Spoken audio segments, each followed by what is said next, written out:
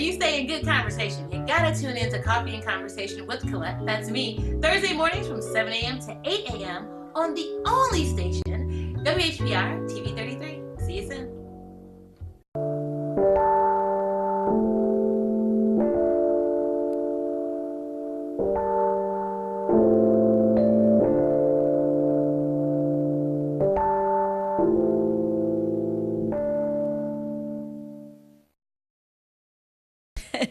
Great morning to you. Rise and shine. I wanted to break out in the song. Did y'all? Could you tell that energy was about to come out? I didn't know what was welling up. I just felt like I was just so happy to be here. I was going to just put my hands up and just say, hey, it's so great to be with you. You all, we're in December. This is December 1st.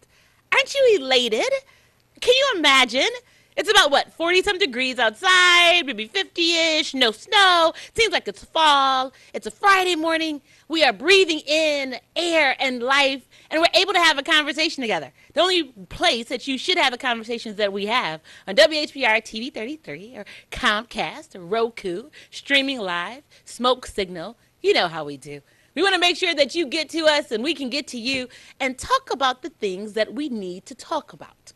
We want to talk about the things that matter. We want to have the conversations that are going to what? What are our 3 E's?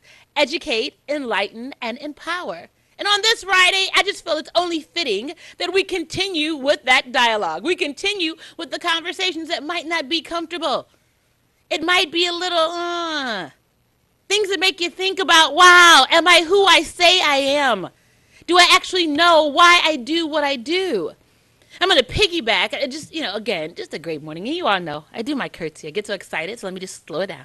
Let me do my curtsy, because that's the reverence that I give you, because that's just so important. Because, again, I know that you could be anywhere, doing anything, and you actively choose to tune in to this station so we can have the conversations that we have. And I have a lot of, people meet me on the streets, and I appreciate that, and I'm so thankful when everyone stops and says, oh, I'm like, okay, yeah, that's okay.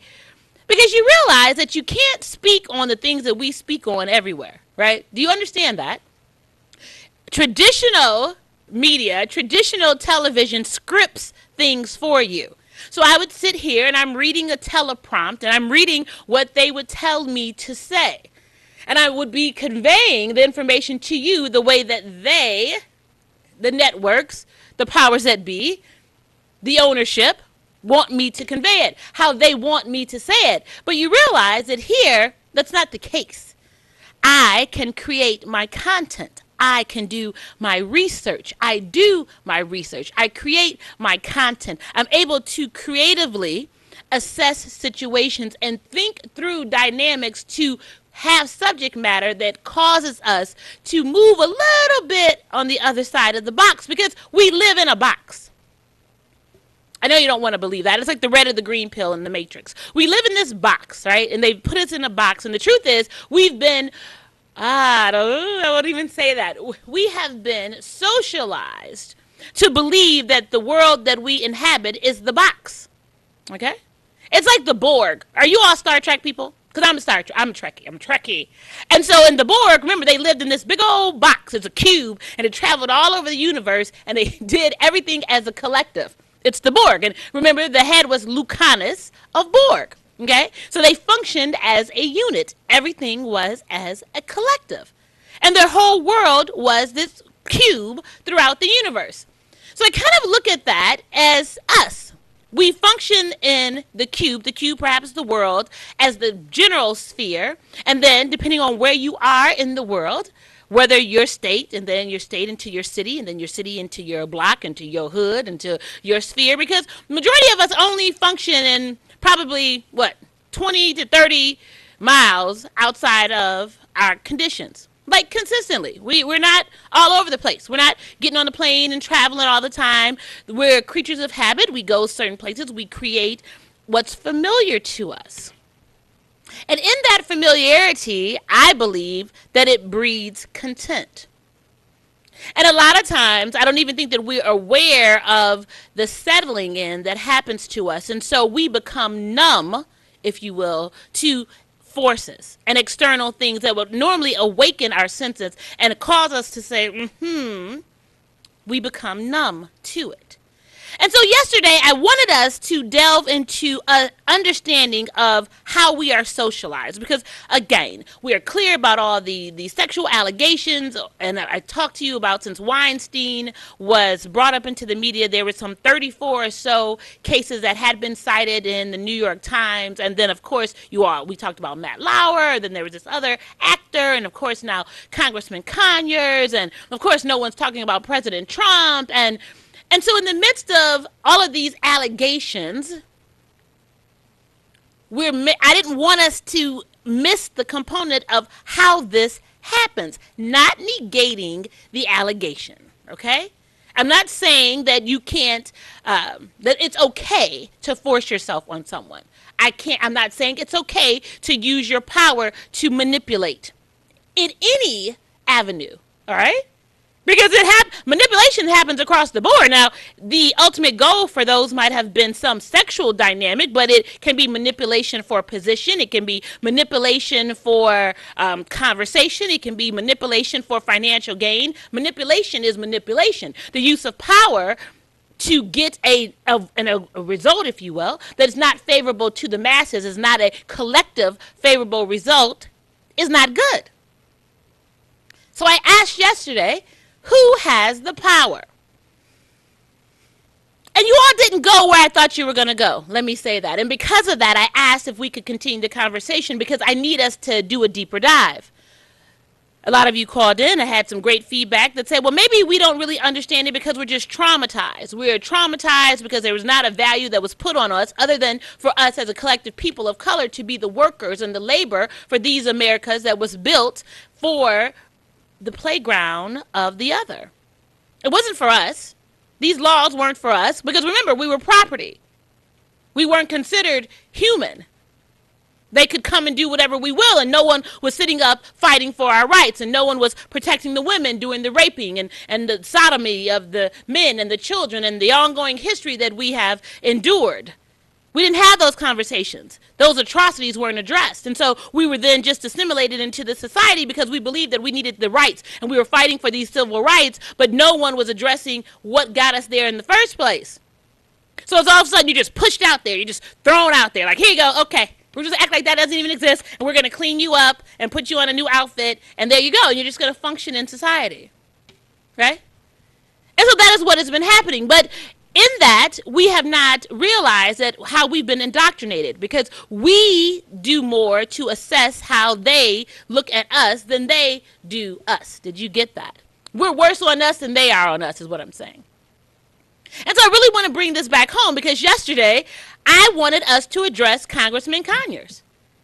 And we didn't.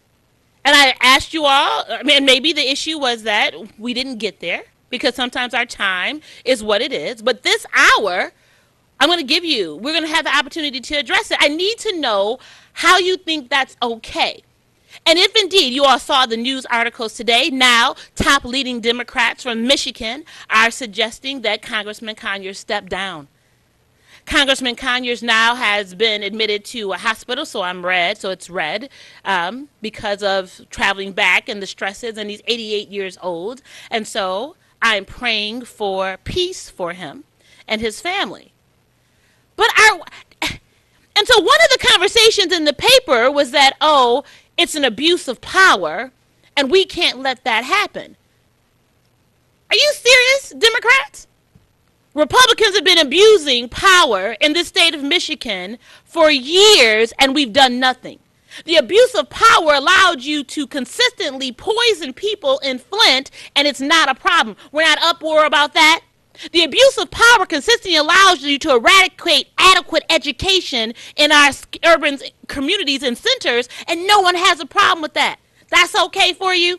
The abuse of power allows us to consistently have dilapidated housing and living conditions for people who are deemed surplus labor, urban residents, and no one has a problem with that. You're not speaking your voice up about that. You're not asking people to resign on that. You didn't go and put your powers to the table and remove the governor. You couldn't even create a viable candidate now to have a conversation about who the next governor is going to be. How dare you? I said it. How dare you talk about an abuse of power from allegations for the longest sitting congressional leader, and that's the horse you're going to ride on. That's the dog you're going to put in the race. Out of all these other things. Well, if y'all so bad and you talking so much, why are you not talking all that up on the White House steps? Because the Republicans don't have it together. They haven't passed any kind of legislation, and they're the majority. So what's your problem now? So you couldn't get it together with President Obama because whatever your issues were with them, him, and them, and now they're the majority. They still can't get it together. Y'all sitting down not saying nothing. Ain't no conversations about nothing. Every day you see all the news cycles stream that create a platform. Now Trump is a madman. He doesn't know people don't know what he's saying. Early dementia, all these components. And y'all Democrats are sitting back, not saying and creating any position, but now you want to rah-rah to remove the longest sitting congressional member because of an allegation from a woman who, from the article that I've read, and I'm not attacking her, I'm just talking about what was presented, that had been in the employment for 10 plus years. So this is the behavior that you've been enduring for 10 plus years. And so that's okay until you were fired, and then it's an issue of a whistleblower.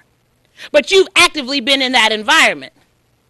Well, I always thought that, and I was taught that if you are employed and that's not an environment that's favorable for you and you don't want to be there and you have a skill set, then you go someplace else. That's what you do. But the conversations were, then he wanted you to be the side piece, and things got a little, heavy once his wife was out of town. Bye. Bye, Felicia, bye, is what I'm saying. Bye. And then you all have the gall to fall into the conversation. And you're not looking at your members, your leadership sideways. SSA, are you serious right now, Debbie Dingle? Are you serious right now, Sandra Levin? Are you serious right now, Kildy from Flint? Are you serious right now? That out of everything we can talk about, we want him to sit down. Because that's an abuse of power. And you don't think that what you are doing, the ineffectiveness of your leadership, is an abuse of power? Ha ha! Did you get that? The ineffectiveness of your leadership is an abuse of power.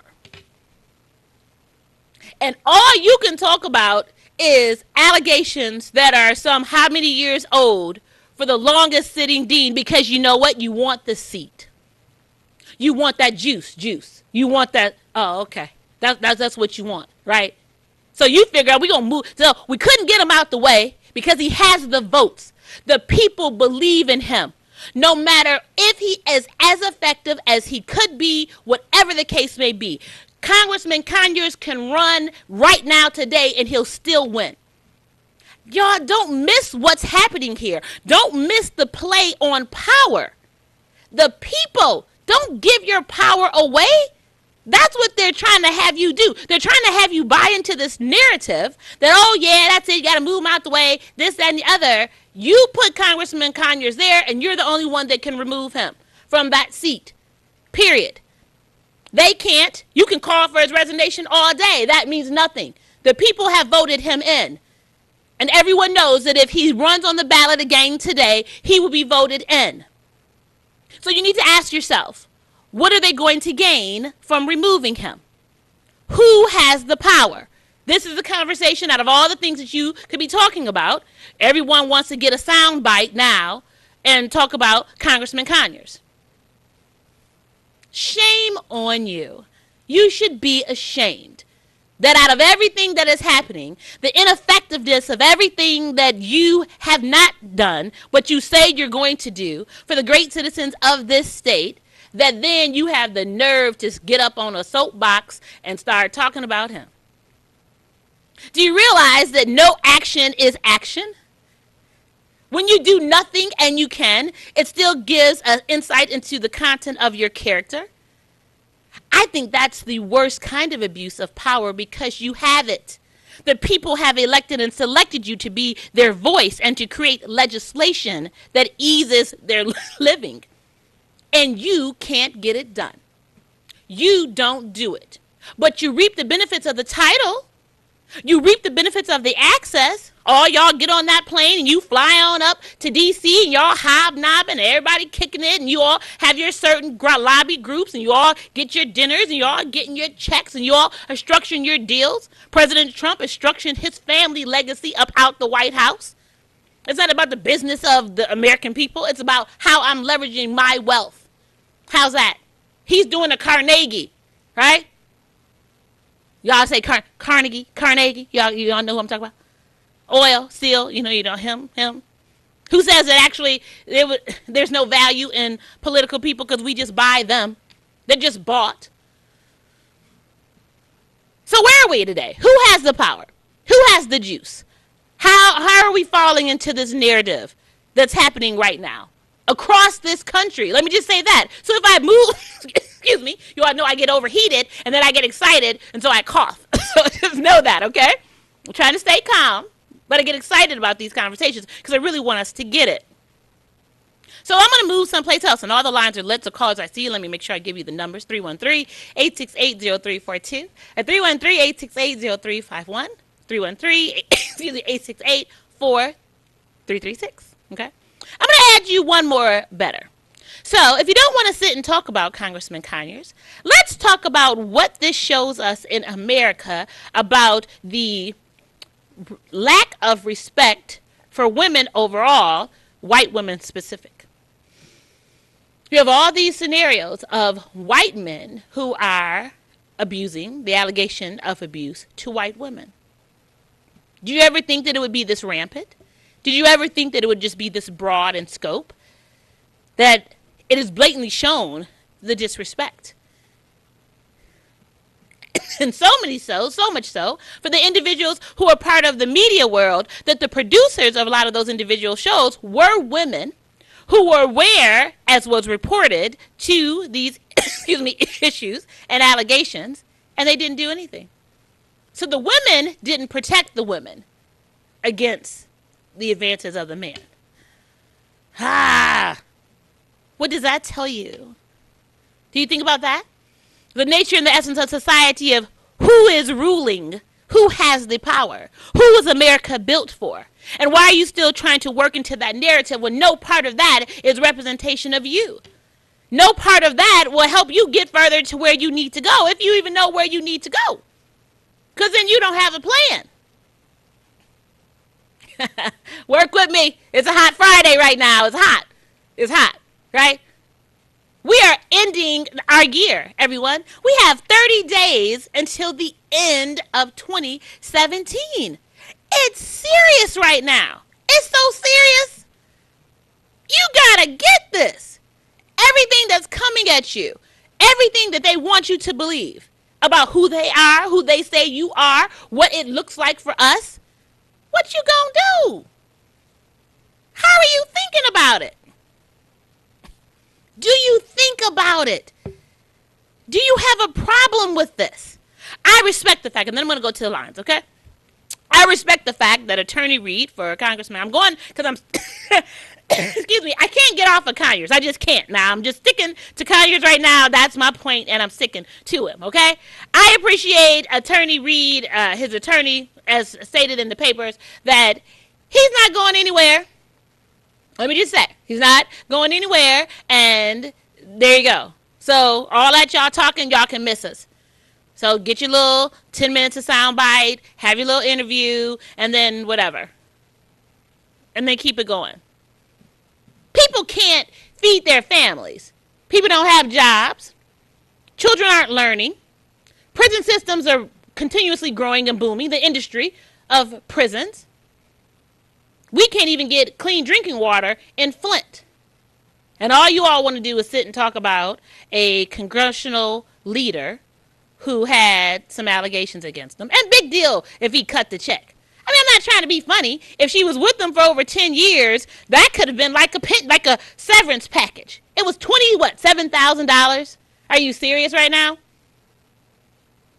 And then she wasn't supposed to open up her mouth.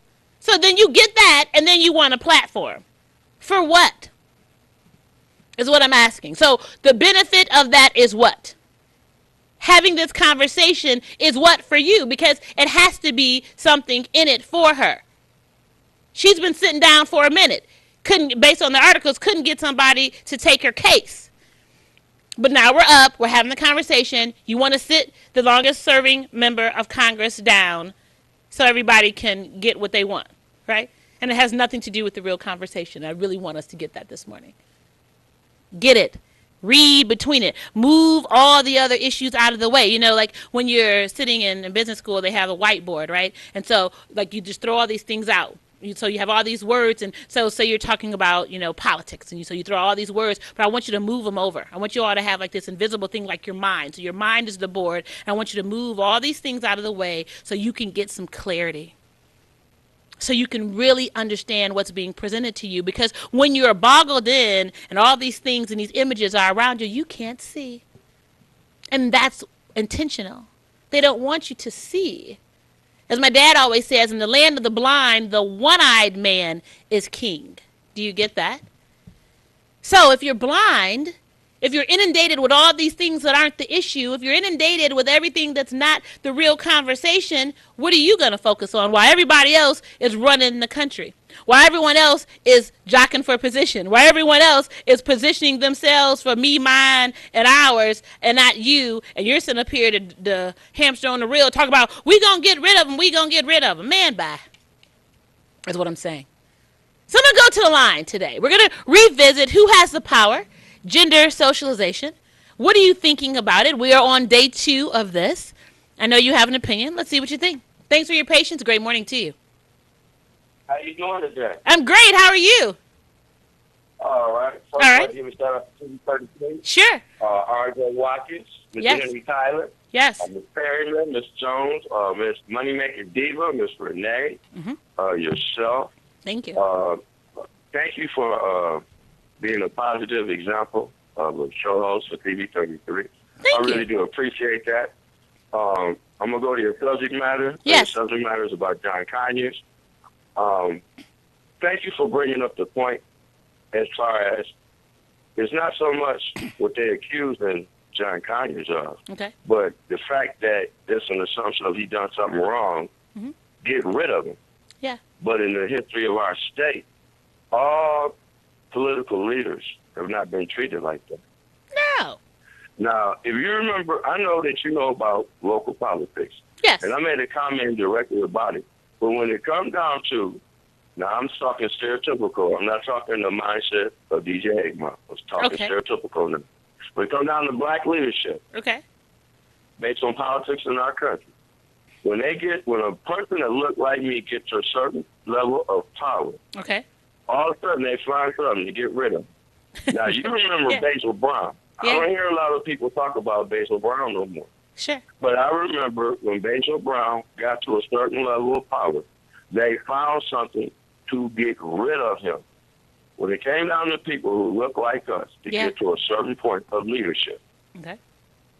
there'll be something small, and they'll find a reason to get rid of him.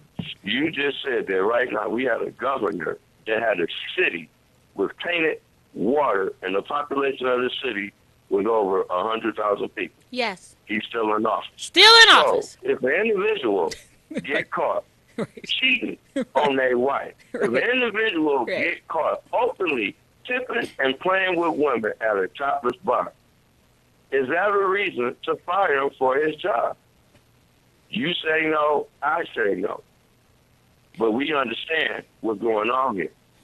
Because one of the persons who never, ever did speak up on things like how you speak up on things and like how I speak up on things Sure.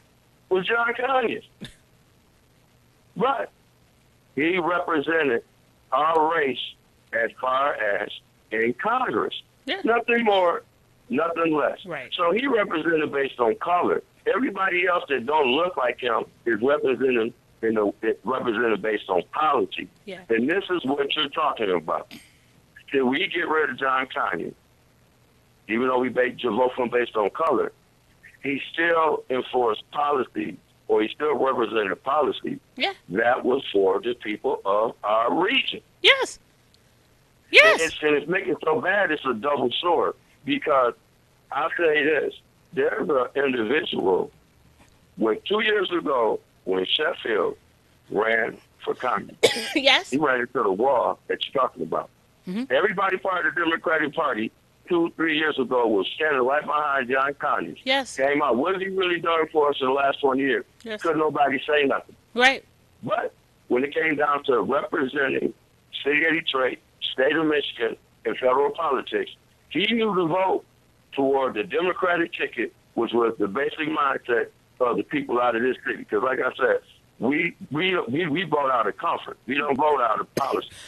Right. We vote out of comfort. Voting out of colors, voting out of comfort. Voting out of, say, Democrat, voting out of comfort.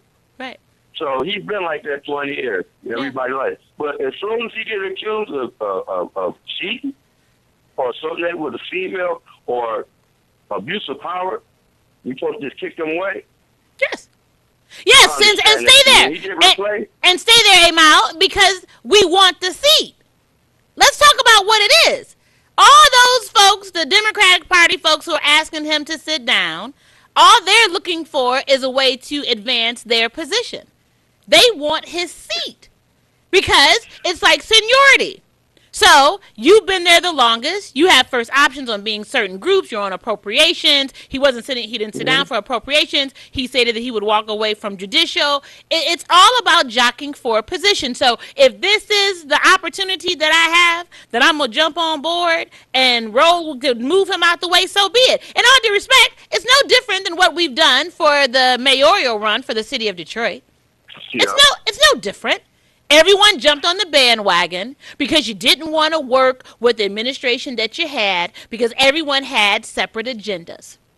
And so, because you didn't want to work to try to make that administration work, this new, bright, shiny administration showed up and said that they're going to do something different. And so you believe the narrative that their water is wetter and ice is colder. And so we're going to go ahead and select you. And a lot of you all will say, well, Collette, the people didn't choose them or whatever. Well, you all understand politics. So as long as you let them get in play, anything can happen. See, that's what y'all don't understand. When you allow somebody to get in play, it's like shooting craps.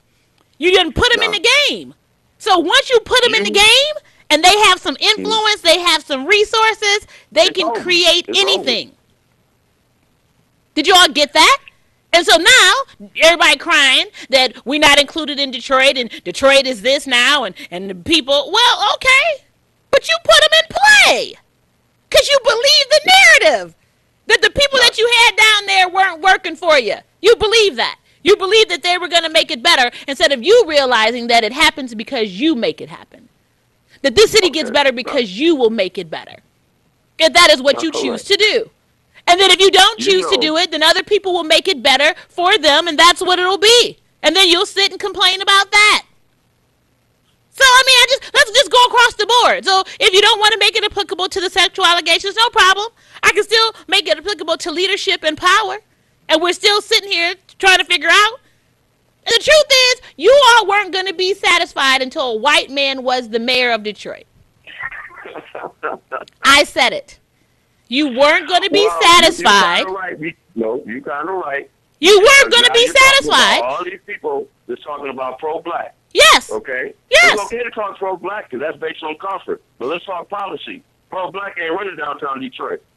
And all these people that talk pro-black, when they go downtown Detroit, you ain't hearing them talk black because there's one meeting that they have in the city of Detroit. I never heard them talk pro-black agenda. And that was the Detroit Economic Club. In the last presidential election, why did Donald Trump come to Detroit? And that was one of the places he was at, was the Detroit Economic Club. So you're right about that. You're totally right about that. But I mean, think about it. And stay right there. And then we have the nerve to have this, what's that new initiative, Come Home to Detroit? So you have all these influential people who the majority of them are not people of color who come back and they see the big vision of the city and then they want to invest in the city and everyone just thinks it's so great. You all realize I keep trying to tell y'all. I keep trying to tell you that well, hold on. The reason why we have a downtown now is because of Coleman Young. Hello. True. I keep trying to tell y'all, but y'all again because you want to act like we can't do anything. You want to act like that if we get some power, we just want to sit there. We have a downtown now because of Coleman Young. Hello. Thank you. And everybody else now has trickled down the effect of what he established. But see, we forget that because we let them take the power. We let them shape the narrative. We let them keep telling us that we're not good enough. We can't do it. We don't work together. And we just, remember, how long is it after you keep listening to what someone says that you start believing it? That's like when people are growing up and they say, oh, don't tell him he bad. Don't say he bad. And then next thing you know, when he starts acting out and say I'm bad because everybody told me I was bad. You believe what people say about you. That's what it is. Hey, Ma, what else did you want to say? I'm sorry. I want to get to all the callers this morning. No. You are right now. Okay. You're talking reality. Mm-hmm. You're not talking your opinion. Mm-mm. That's a mad love, respect concept. Sure. It's more important that who you were talking to, understand the words coming out your mouth, and you just professing your opinion. Yeah. Remember that. Now, right now, in our state, there was a meeting for a political campaign. Yes. I don't know all the exact details, but it came out yesterday where our governor was having a political campaign. Now, He's not even running for office, but it costed $10,000 to show up, $100,000 for a plate. Okay. $100,000 for a plate. Okay. We talked about this on the news yesterday. Okay. Now, the lieutenant governor is running. Yes, he is. The lieutenant governor running, he's running under the agenda that his main focus is going to be education. Now, we know that DeVos was a part of the Snyder camp. Yes. One of the DeVos became Secretary of Education. Yes. Even though they had no experiences. Yes. You can't tell me that right now, you're going to have access to federal money for education based on DeVos. Mm-hmm. Right now, anybody that look like me and you, anybody in state politics that's not part of that circle, they're not going to benefit from it. Because it goes back to one of the things I said. In our area, we do not see nobody that look like me as an employer. We all see employers as people with money. We all see employers as people of power. There's nobody in the Tri-County area that looks like me is treated as an employer. What we say don't mean nothing. Well, let me just say this much and stay right there, and then I'm going to go to the lines. First of all, if you believe that your child is going to be best educated by a school system that wasn't established for them, shame on you. Let me just say that first of all. If you really think that your child is going to get the best education, do you know right now they don't even teach phonics? We've talked about that before. It's sight-based words. So you have this 100 or so words, and you teach the children the words. So it's the, and, at, cat, those types of things, and then those put together the narrative of them reading. So if you don't understand the sounds, then you can't sound out a word. So we don't teach phonics anymore. So if you don't know the sight-based word, you won't be able to read. But it doesn't make a difference. There was a piece I told you all about a couple of weeks ago where the woman, we have high schoolers, they average a third grade reading level. In high school, we average statewide, third grade reading level. And so the conversation was, oh, well, let me just tutor. We can help tutor them. No, ma'am. No, ma'am. We need to change the whole educational component if you think it's okay that they're in high school and they read in the third grade. The third grade, and you already got to high school. What's wrong with that picture, everybody?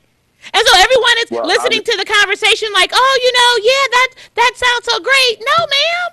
That's a banana in the tailpipe. Why is a child in high school and can't read? That's the conversation, not, because we got them in high school and now we need to teach them to read. I'm just saying, it's an abuse of power. I appreciate your call. Thank you so much. Have an amazing day.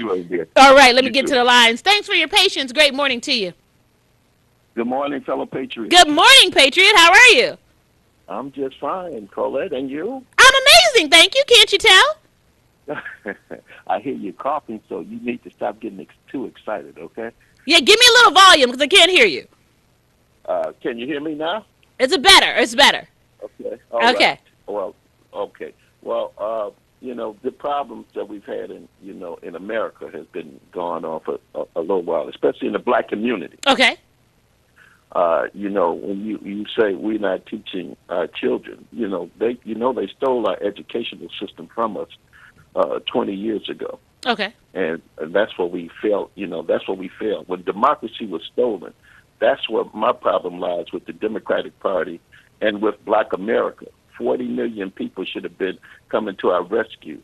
When democracy was stolen in Michigan, the 49 states should have came to our rescue and changed that attitude about this emergency manager. Sure. But we got an attitude in America that money talks, okay? Sure. Of course. And a lot of people have gotten paid off. I think over the 20 years, I have seen Black folks change their ethnicity because of the money. Sure. They love white folks because of the money. But Black people have money too now. Sure. So we got money too.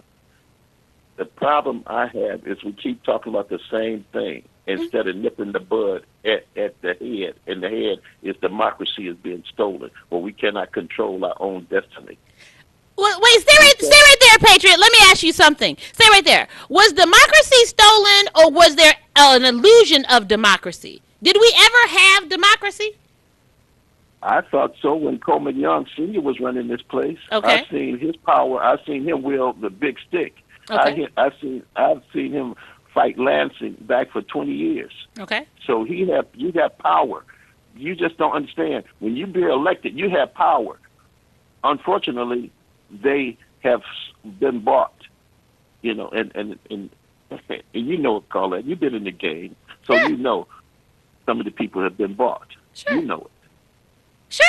Sure. Okay, so the problem is we need to stop the illusion of finances and money. It ain't about that. It's about a better society, and money ain't gonna do that. It's about attitude. Okay. It's a guy used to come on when Channel 62 had this was a Black-owned station. Okay. And they had this talk show on, and this guy used to come on this talk show, and all he would say is all about attitude. And I know some of the folks out there that listen to all this probably know this guy.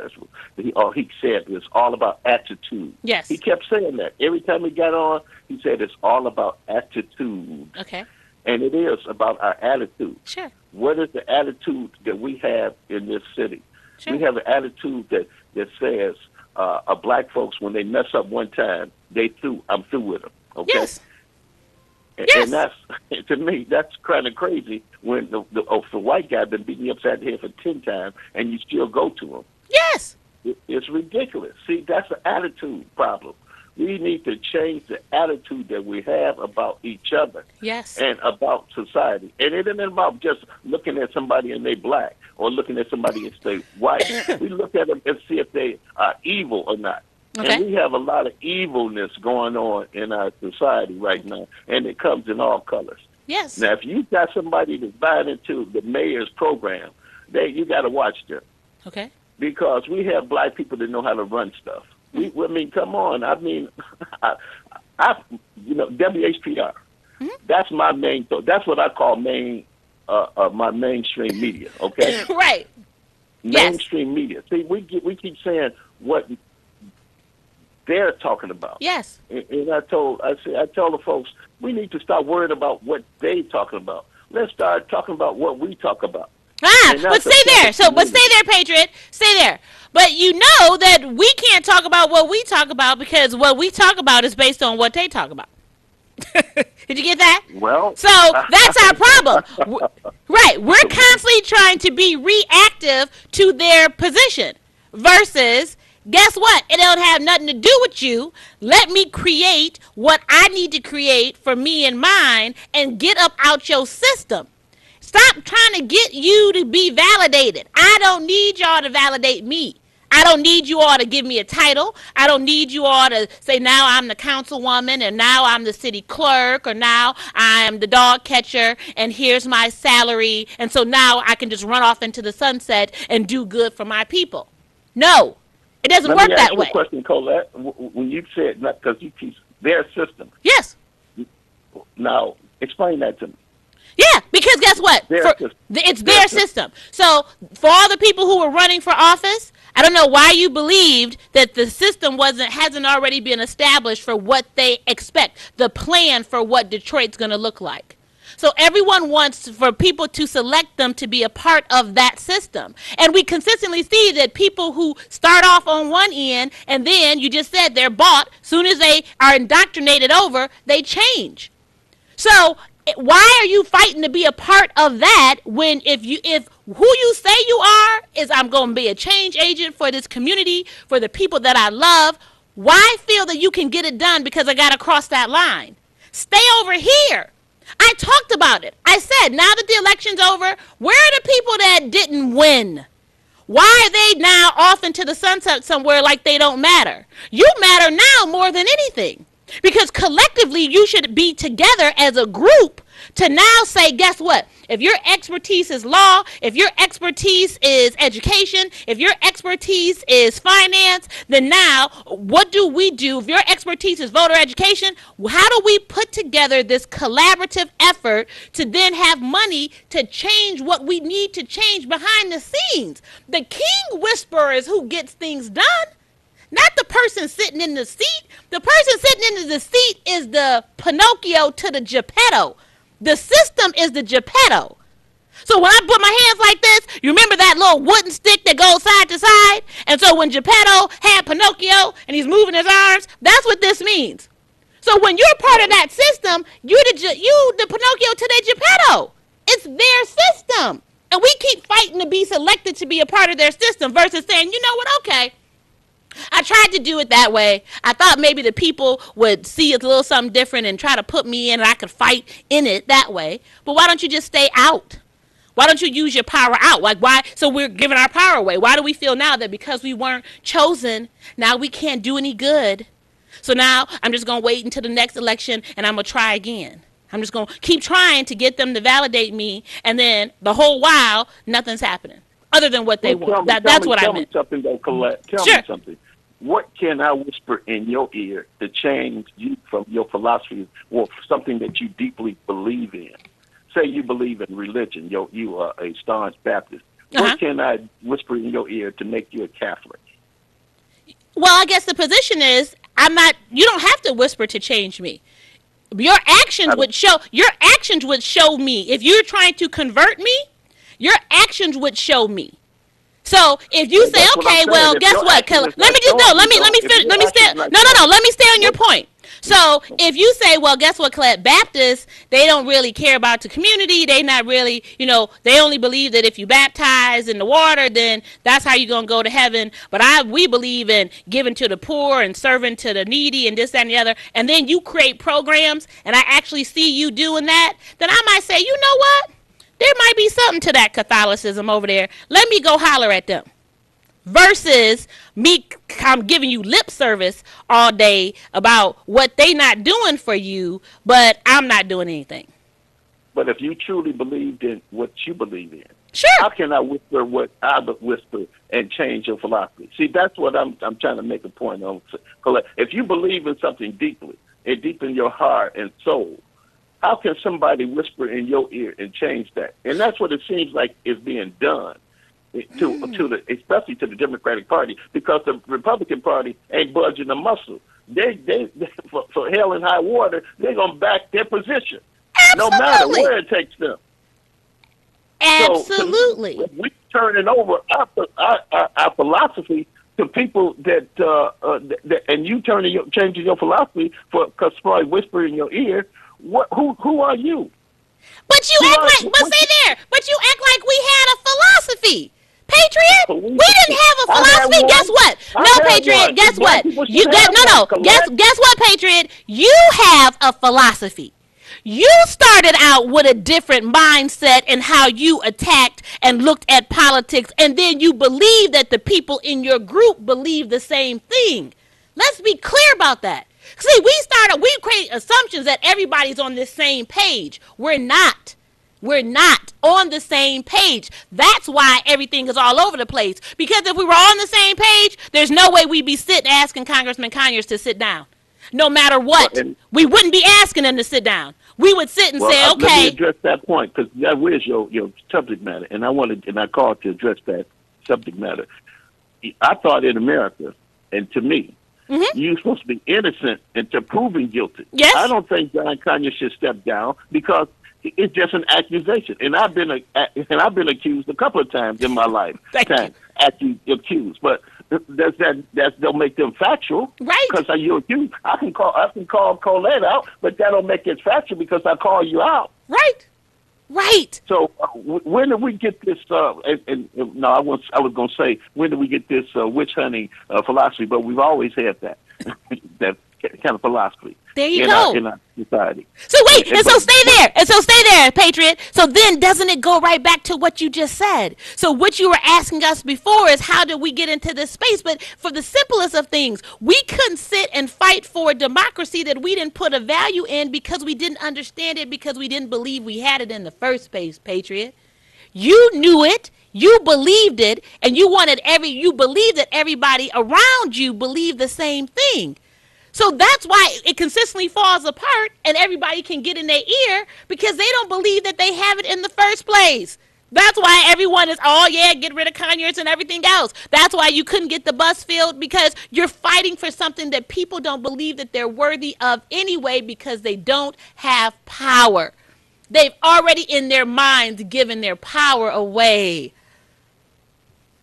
See, then we go back to my statement. It's all about attitude. Yes. And we got to change the attitude and philosophy. That's why I wear the voters I voice so much everywhere I go in public, because it's a powerful message to me. Yes. That this is our vote. I look at the national, international news or national news around the world. Yes. These people take their politics serious.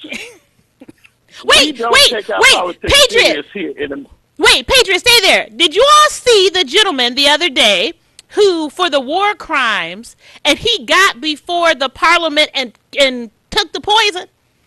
Did you all see that? Well, I missed that one. Yes, this joker was before Parliament. They had all his history of war crimes, and they were going to hold him accountable. He made his little statement, drunk the poison. They had it on film. And then, of course, they couldn't. And then he made a statement after. To your point, folks die hard for theirs. They ride for theirs. No matter what it is, I'm riding this puppy out. I'm just going to ride it out. Whatever comes with it, I'm going to ride it out. And to your point, you said it. We don't ride for each other, man. We don't ride for each other. And that's the problem that I have with us. Yeah. That we, and I actually used this date, May 3rd, 2002, I saw how we looked at our politics. Yeah. Only 800 people went to the Sixth Circuit Court of Appeals to get the emergency manager law so we can get our elected school board back. Yes. When you don't protect your children, yes. and everybody thinks all these great leaders say it's all about the babies, it's all about our children. Yes. But when you turn your back on your children, then what good is your society? That's why we being screwed right now, Collette, because a society that don't take care of their children needs to be stepped on. Come on. And stay there. And when we consistently let everyone else create the narrative for our children and define who they are, then you wonder why they do what they do and what they turn into. Come on, Patriot. Right. That's what I'm saying. That's what we're talking about, Collette. Yeah. When we turned our back on our children, everything else was just downhill after that. Yes. Yes. And we got the people, and I know some of these people that turn their back, and they call themselves leaders. Mm-hmm. And I'm not a fan of, and people know I'm not a fan of John Conyers, but I'm a fan of the system. Yes. And the system needs to be working, and this is our system. Even if we keep saying the government, this is us. We're the government. Yes. We the people. Yes. Good point. Right. It's just stifling to me that you don't understand that right now in America. Yeah. That we the power. Yeah. And when you 80% of the city, it should be the best run city. It should be the most attended at the polls. It should be the most. Because I think black folks is the best on the planet. Myself, the American black folks is the best. Come on. And we should be the shining example of what cities should be across America. Yeah. Well, we'll stay there. Maybe that's the same concept of us being 90% of the plantations and ran those. That's what I say. We were running. But you said, right, but my position is right. When Stephen running when he running Master's plant, he was running the place. We was running the place. Right. But see, like you said, that's the difference. Love the conversation, Patriot. Let me get to the one more call before we go to break, all right? Okay. All right, thanks so much. Everyone, that's what we're talking about. That's the conversation that we need this morning to get us thinking, to get us energized about who has the power. Thanks for your patience. Good morning to you. Good morning, Queen. Good morning, King. Queen, excellent subject as usual. And Queen, you own it. You own it what you are saying. And when it talks about the system, the system has nothing to do with us. The system wasn't set up for us. Right. And until we understand that, we will continue the cycle that we continue to be in, understanding, not understanding the system and the mindset that actually operates this system. Yes. We will continue in the demise of our own self, our own life. Yes. And that's what's happening, Queen. Yes. When you think about the history of 1866, the race between Tillman and Hayes, and then they were so close that they couldn't make a decision who would be president. Right. And they went 1877 at the Wormley Hotel in Washington, D.C., made the decision, the agreement, the Democrat and Republican, to decide that if we would allow one to run, that the other one we would pacify him by removing the soldiers out of the South. In other words, to allow the slaves to go back into another form of slavery. Yes. We will remove the soldiers, the federal troops out of the South. Yes. And you know, Queen, we still have that sick mentality that we are part of a system, and we're not. We are the backs that they ride on, or whatever. So we will never be included, Queen. And wait, and brother, stay there. World. And King, like stay. Man poisoned himself because. And King, stay there for 1 second because I want it. So this is what I'm going to do. Okay, this is what we're going to do, you guys. I think I'm coming up on a break, right? I want you to hold on. We're going to go to break. I'm going to come back. I'm going to get the cause. We're going into our second hour. We got some exciting kind of news coming in. I try to do a little entertainment thing happening. So we're going to get our group in and have that conversation. But I want us to finish chopping it up, okay? So I want you to hold on. We're going to go to break. I'm going to come back. And we're going to continue the conversation. Is that all right, everybody? Yes, ma'am. Okay, that's great. Hold the line, everyone. Don't go anywhere. It's going to be more coffee and conversation in a minute. We'll be right back.